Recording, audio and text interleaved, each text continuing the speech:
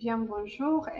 Aujourd'hui, on va aborder la thématique des comparaisons entre deux œuvres très importantes qu'on a déjà lues. OK? Donc, par rapport au livre Les paradis artificiels, ceci s'adresse à un public des adultes et peut être des ados aussi.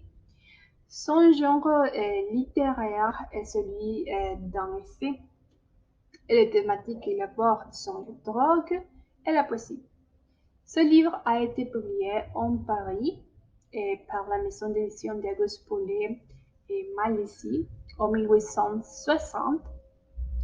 Et il faut prendre en compte que cette œuvre est divisée en deux parties. Le poème de Hachi et aussi la confession d'un mangeur d'opium. C'est par rapport aux Les paradis artificiels de Charles Baudelaire. Ok, donc, puis nous avons l'alchimiste, oui, qui appartient au courant littéraire de type symbolique et narratif. Ceci s'adresse à un public des ados et aussi à un public des adultes. Donc, le livre est divisé aussi en deux parties. Raconte successivement l'histoire, comment il se passe.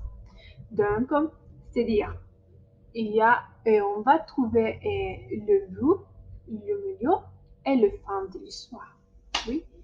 Donc, la thématique principale, le sujet principal est la manière dont on apprend à écouter son corps. Oui, à se connaître. Apprendre des erreurs qu'on commet et à savoir qu'on ne le fera plus.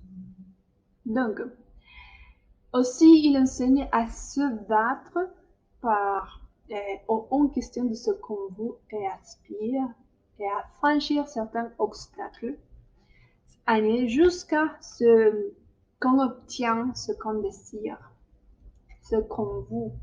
D'accord? Donc, ça par rapport, on peut introduire un peu sur les deux œuvres qu'on avait déjà lues. D'accord? On passe à les antécédents importants de chacun de cette œuvre littéraire. Par exemple, on a l'alchimiste de Paulo Coelho. Oui. On va parler de les antécédents importants qui ont laissé cet auteur à la société. Paulo Coelho, en 1987, a écrit son premier livre, oui, intitulé Le Pèlerin de Compostelle. En espagnol, on dit El Peregrino de Compostela. Oui. Donc, Paulo Coelho, il est un des écrivains et romanciers aussi, et les plus lus au monde, avec plus de 320 millions de livres vendus dans plus de 170 pays, c'est-à-dire 224 territoires, traduits en 80 langues. Donc, l'œuvre de Paulo Coelho transcende les limites. Oui, il transcende les limites littéraires pour aller vers des autres secteurs culturels, sociaux et différents. L'alchimiste a été adapté et aussi joué sur les 5 continents et sur différents aspects d'être, comme comédie, et danse, théâtre, des marionnettes, lectures dramatisées, opéra, entre autres. Donc, c'est par rapport à Paulo Coelho. C'est très important de cet acteur. Et si on passe à Baudelaire, ok, Charles Baudelaire, Voyez ici une image très intéressante de lui. Vous pouvez le voir. Oui. Et Baudelaire était pour certains la critique et la synthèse du romantisme. Pour d'autres, le précurseur du symbolisme, peut-être était, il était les deux, oui, à la fois. Euh, il est également considéré comme le père spirituel du décadentisme, qui aspire à épater la bourgeoisie, et scandaliser la bourgeoisie. Les critiques s'accordent à souligner qu'elle a formellement ouvert la voie à la poésie moderne. Oui, quelque chose que dans son époque était interdit.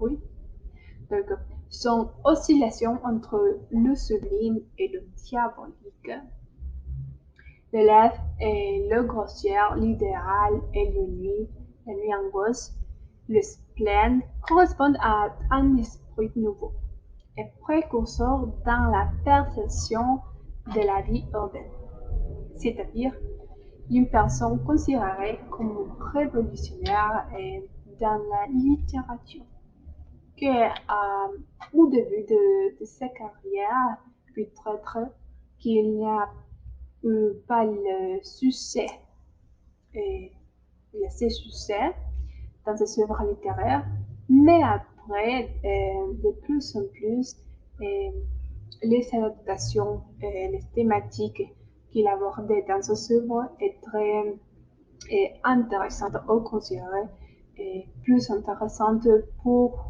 le public et pour un public plus varié. D'accord? Ok. Et on va aborder maintenant les différences. Oui. Bon.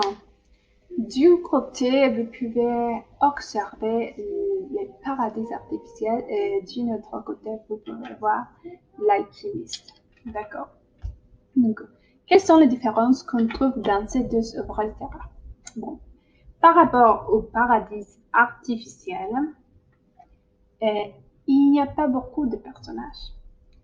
Dans le premier chapitre, c'est le cas de Baudelaire, avec le poème de Hachis, et la deuxième partie parle de Thomas de Quincey, qu'il était un personnage, un auteur de la littérature aussi. Donc, il a fait des différents essais.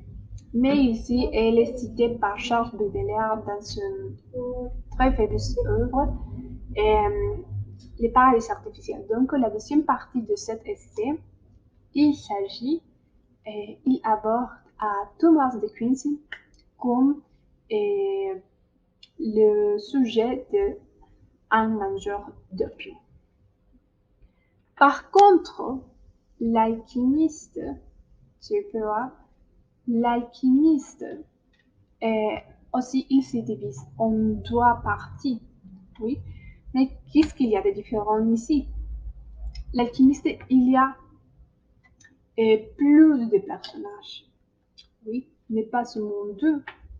Donc, on peut trouver Fatima, Santiago, le marchand, l'anglais, entre autres personnages qu'on va trouver à mesure dans l'histoire. D'accord? Donc, cette histoire est plus motivante, émouvante, car elle raconte comment le jeune Santiago réalise ses rêves étape par étape.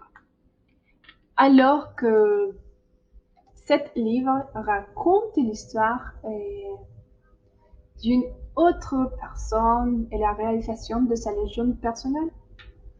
Par contre, le paradis artificiel, non, il raconte une autobiographie et que c'est le cas de Charles Baudelaire.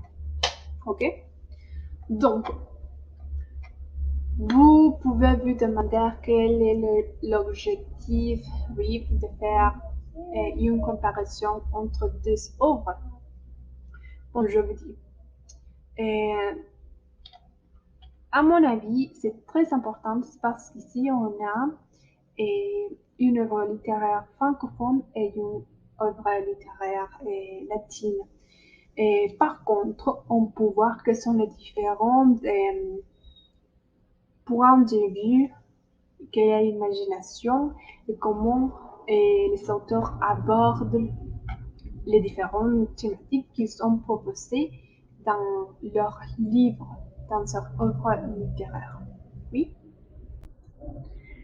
Bon, cela de mon côté.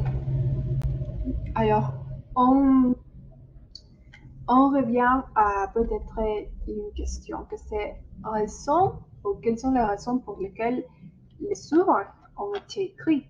Pourquoi ils sont écrits, pourquoi ils ont abordé cette thématique et pas d'autres thématiques. Je pense que une des liaisons les plus importantes de cette œuvre est, est que l'objectif principal de les deux est que les personnages peuvent, les personnes ou les lecteurs peuvent acquérir un apprentissage et un apprentissage personnel. Et par exemple, Baudelaire, d'un côté, nous conseille par rapport aux effets de, de drogue.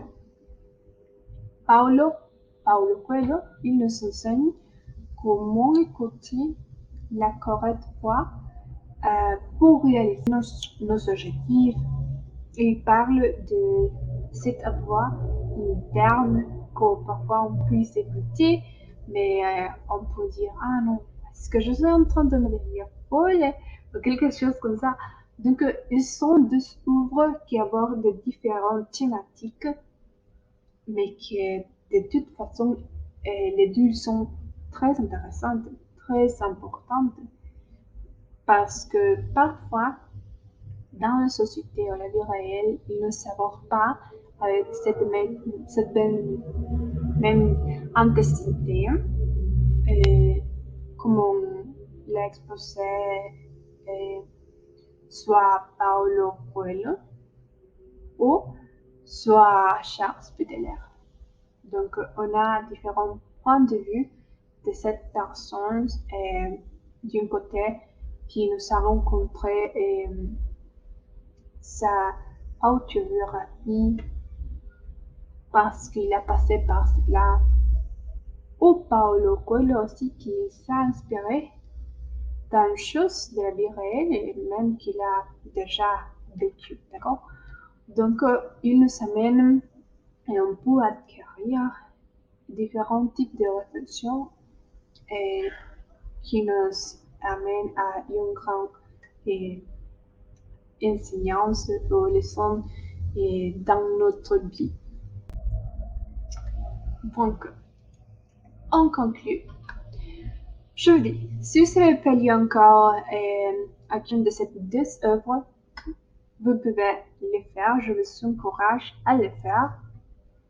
Et si vous êtes intéressé par cette vidéo et par ce qu'on a déjà discuté, donc vous pouvez commencer à lire l'œuvre de votre préférence et je vous rappelle que la lecture est très importante parce qu'on peut acquérir différentes connaissances. Et aussi, il ne me reste rien à dire. Je vous dis merci et au revoir.